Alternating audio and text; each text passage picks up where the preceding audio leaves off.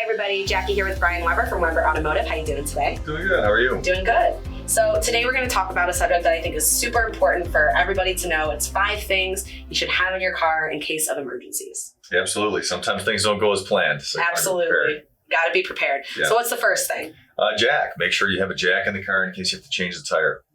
And these are really easy to get as well. Any auto shop, you can go and pick one of these up. Most cars come equipped with a jack. Okay. Some lately today, nowadays, don't have a spare tire or a jack. In that case, a jack wouldn't do you a whole lot of good. But you have to make sure you have a working jack. The car should have it in there, but just make sure it has it. If it doesn't, part stores have a jack just like the one on the screen. On the screen here. And if you don't have a spare tire or a jack and you're going and getting a jack, make sure you get a spare tire also, right? Yeah.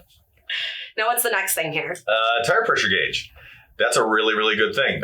Vehicles today have tire pressure monitoring systems. The newer ones do. But they'll only tell you if there's a problem once it gets beyond several PSI from where it should be.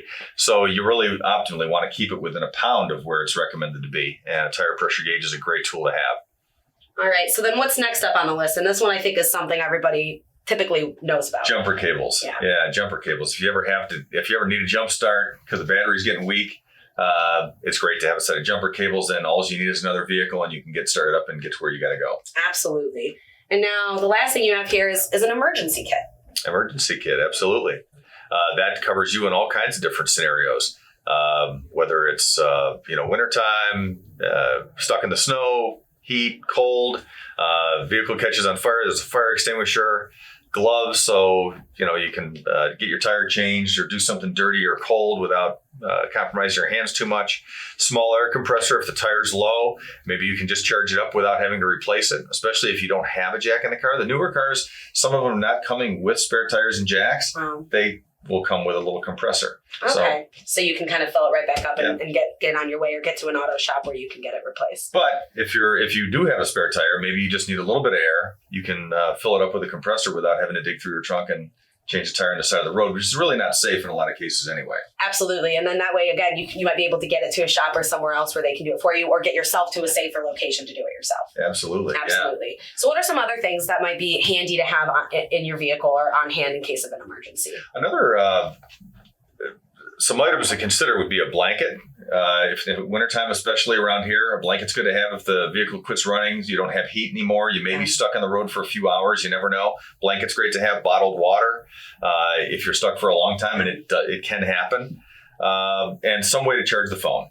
Yeah. Phone charger for the cigarette lighter for the vehicle is a good idea. External power supply that sometimes can be used to jump the car, charge the phone, and a flashlight. And even a lot of those have a flasher.